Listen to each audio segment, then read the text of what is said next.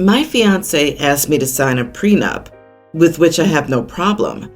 I received a copy of it on Monday, and I showed it to my friend, my fiance's cousin, because she was curious, and she's the only person I know who has any experience with prenups. Reading the prenup is how she discovered something she was supposed to inherit has already been given to my fiance, and nobody told her. She's understandably upset, and it's causing a lot of drama in their family. Everybody knows she found out because of me, and they're upset with me and blame me for the drama. My fiance's dad asked me why I showed it to her, and when I explained that I wanted her opinion since I didn't have any experience with prenups, he told me that's what the lawyer was for, rudely. My fiance did defend me, but even he's upset that I showed her, since he thinks the prenup should have been kept between us. Am I the idiot? Not the idiot. Get your own lawyer. Do not expect the lawyer who prepared the document for your fiance and his family to represent you. You've learned something more about how that family operates. First, they keep secrets from one another. If no one had done anything wrong, there wouldn't be anything to hide. Yep, they not only keep secrets, but they also break promises and cheat a relative out of their inheritance. The family worked collectively to keep this secret from his cousin, and then blamed her when the secret got out. OP would be wise to reconsider joining this family. If they screwed her, they might screw you. Agree, they got caught red-handed. They're blaming you for their lack of responsibility and possible shady dealings. You need to discuss a prenup and get opinions from your family and friends, including an attorney. You need their advice and an objective opinion. They may see something you don't, and they have your best interest at heart. If your fiancé and his family disagree with this, it begs the question of what they have to hide and what other expectations they have of you in the future. I need to disagree with you. OP does have her own lawyer. That's the only person you should be discussing it with. It was inappropriate for cousin to even ask. I don't think OP intentionally did something wrong, but I don't think everyone has had a prenup. I did.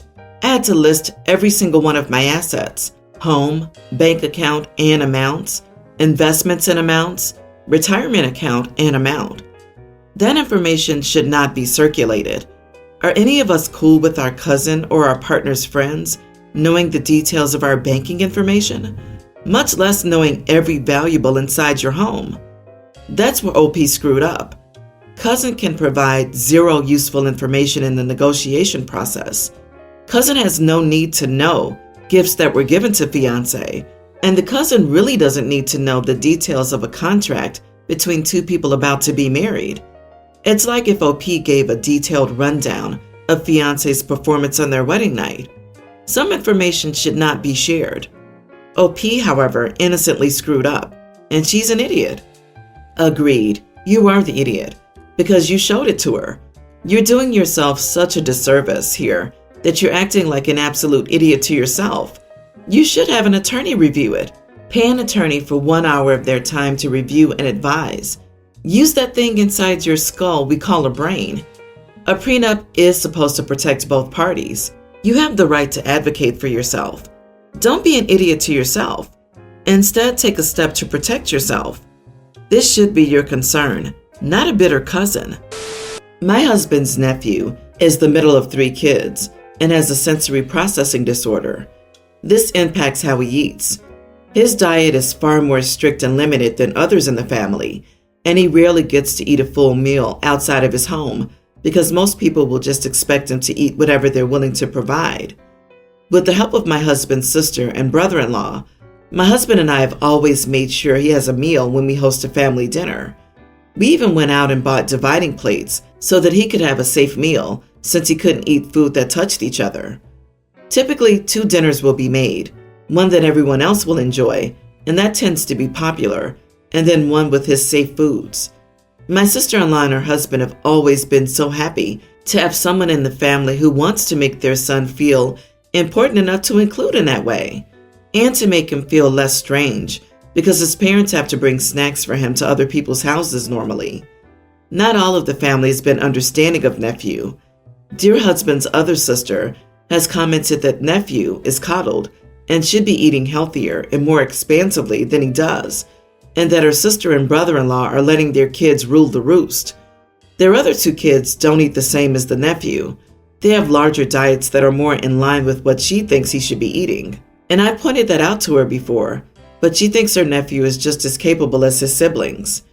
Sister-in-law and mother-in-law, the last time we hosted, complained that nephew had such a full meal made for him when they also had a full meal made for them. My husband told them he deserved a full meal. They said if he could get noodles, they should be able to get them too. I replied that we only made enough for nephew. They told me they wanted noodles. Nephew was upset, so my husband told his mom and sister to knock it off. They suggested we take the noodles from nephew and give them to them. My husband said that they could leave if they kept it up.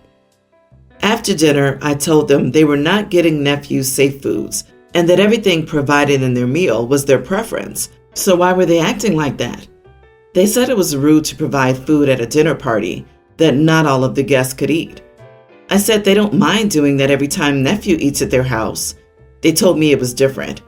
I told them to accept the food we provided for them or they didn't need to come, but I wouldn't take from my nephew to give to them. They said I was a rude host and inappropriate. My husband made them leave. Am I the idiot for this? Next time you host, serve nephew's bland, safe foods to everyone. When people question it, tell them that mother-in-law and sister-in-law insisted that it was rude to serve nephew a different meal, not provided to everyone. Since nephew cannot eat what you would have provided for everyone else, it naturally follows that the only way to make mother-in-law and sister-in-law happy is to serve everyone the food that your nephew can eat. Bon appetit, and be sure to thank mother-in-law and sister-in-law for simplifying the menu for everyone. Don't forget to ensure that the portion sizes are the same. Get matching divider plates and kitty cutlery too.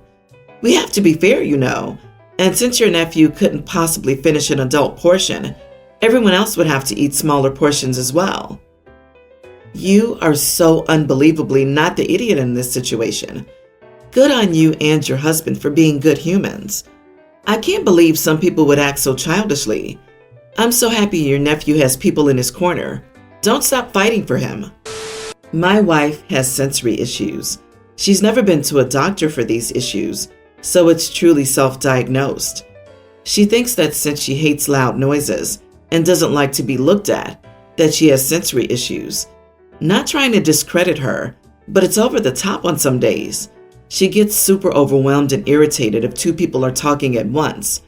Or as mentioned above, if anything or anyone is looking at her, she gets self-conscious and angry.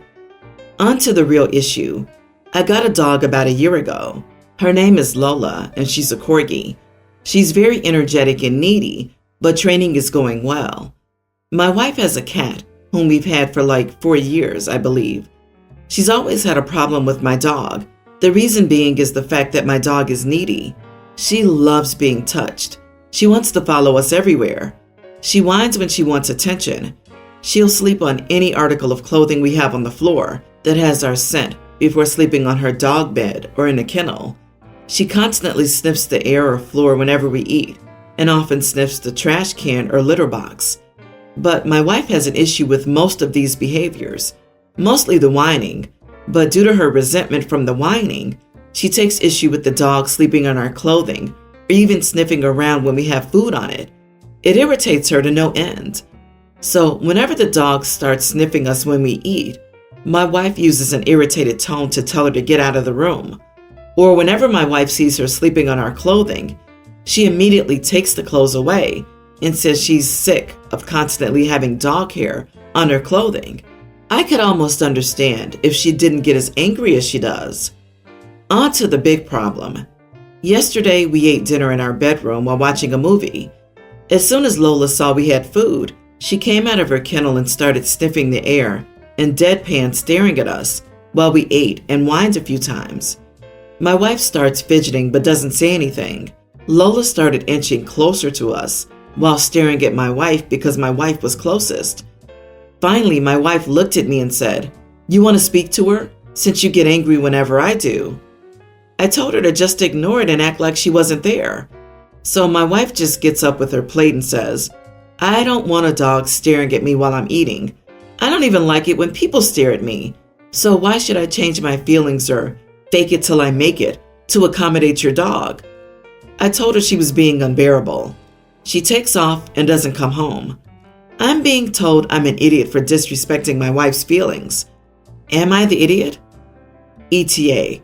My wife wants to get into therapy, but we're trying to save for our house, so it's my fault that she hasn't gotten it. I have mentioned a few times whenever she suggests therapy that we are trying to save for our house, so that it's my fault that she hasn't gone yet. She will get her therapy eventually, however. As for the clothing on the floor issue, my wife is very tidy. None of her clothing is ever originally on the floor, but mine is. Lola reaches up, takes my wife's clothing off the hooks in her closet, and makes nests out of them. We do not have a closet door. You are the idiot. I was on your side at first, but I've changed that. You won't let your wife seek professional help for her issues because you want to save for her house instead, even though professional help would change her life. You got a dog you were pretty sure she didn't even want, and now you're not training her. Get a divorce. You clearly don't like your wife, much less love her. Exactly. Train your dog not to beg. Your dog shouldn't be approaching you and staring at you while you're eating. Your wife has legitimate struggles, and your response is to label them as complaining and to prioritize your dog's comfort over your wife's. Wow.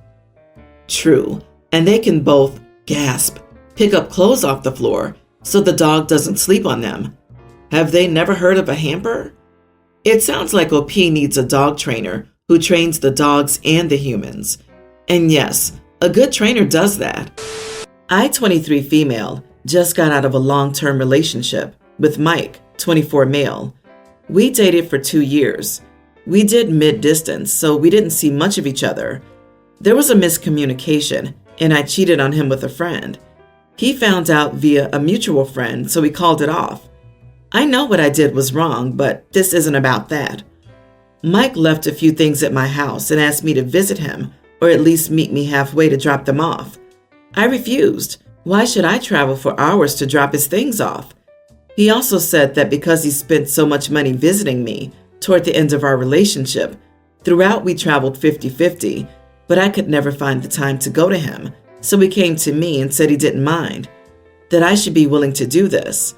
I still maintained my position and told him I wouldn't be traveling. Then he asked me to mail his things to him, but because of the value of the items, I refused, as I didn't want the blame if they got lost in the mail. I was venting to my friends, and they said that this is a selfish thing to do. While it's understandable, I don't want to travel and see him, especially when he asked me to mail them and cover the cost, so I don't need to travel. So, am I the idiot? OP, you are a huge idiot, and had moved on from him the moment you cheated. And now you want to be more of an idiot and not send him his property, but make excuses that don't hold water. You're a toxic, self-centered person. Do one good thing for someone in your life and send them back his stuff. I'm sorry, but I'm still stuck on, there was a miscommunication and I cheated on him. Imagine cheating on someone, then doing all sorts of mental gymnastics to justify it, then stealing their stuff because you're too lazy to drive it to them, and then coming on here thinking you're in the right. Given her attitude, I don't think OP will become a nice human being anytime soon. What are you talking about? There was just a simple miscommunication where she tripped and fell into another man's bed. I'm sure she's a saint. OP, you're just making excuses now and trying to get revenge for him ending it, even though you cheated. Find some decency within yourself and do the right thing. My sister is 2 years younger than me. We share the same birth month. This is relevant because when we were born so close together, my parents took it as a sign that we were bonded in some extra way and meant to be more than sisters. They dressed us alike and had us do everything together. They pulled me out of mainstream school to homeschool us after the school refused to allow lunches and recesses for our classrooms to happen simultaneously, so we'd be eating and playing together. I was homeschooled for 5 years before they had to put me back due to an undiagnosed at the time learning disability. Then they enrolled my sister in school when they realized homeschooling would not work for me. We both had friends, but my sister was a bad friend because she would always put me before them, would dump them without notice if our parents had us spending time together. And more than once, she forced them to let me hang out with them. My sister loved how our parents raised us. I hated it. We shared a bedroom despite being the only kids and having a 4-bedroom house. We were in the same extracurricular activities per our parents' insistence. We had joint birthday parties every year. We had to prioritize each other before friends, meaning if our sibling wasn't welcome at a party we were invited to, the person asked didn't get to go. I got my freedom when I moved out and started college. It was weird at first. I wasn't used to freedom, and college was a struggle for me because of my learning disability, but I loved it. I thrived on it. I never once missed my sister or my parents. She assumed she would move in with me once she started college, but I said no. I had already cut our parents off at that point and had been in low contact with her, but she still pushed it. I didn't give in, and now 2 years later, she's decided that she's done with college and we should live together and resume things like before. I told her no. I told her countless times that it would never happen. She kept pushing and pushing, so I told her I didn't want to go back to the way we were before. I never wanted to live with her again, and I didn't enjoy all the things she talked about missing from before. I told her I would not change my mind and that she needed to move on. She was crushed. I knew she'd be upset. It was my only choice to get her to back off. She cried that we're sisters, and our relationship had been so good before. I told her it was only good in her eyes. She called me a lousy sister and ended the call. A few days later, she decided I needed to apologize and work on returning to how we were. Am I the idiot? Not the idiot at all. The way your parents raised you is truly bizarre. Even twins are two separate people with separate personalities, habits, likes, dislikes, etc. It would be best if you had been free to have time and privacy, different birthdays, friend groups, etc. As soon as I read More Than Sisters, I thought, uh-oh. Not to mention, what is more than sisters? Conjoined twins? Matching outfits are cute on little kids, but after a certain point, everyone moves past that. All very bizarre parenting behavior, and I'm so sorry for your experience. No one should hate their childhood. That's not a relationship, sibling or otherwise. That's toxic codependency, like Sam and Dean level codependency. You don't need to get back to how you were.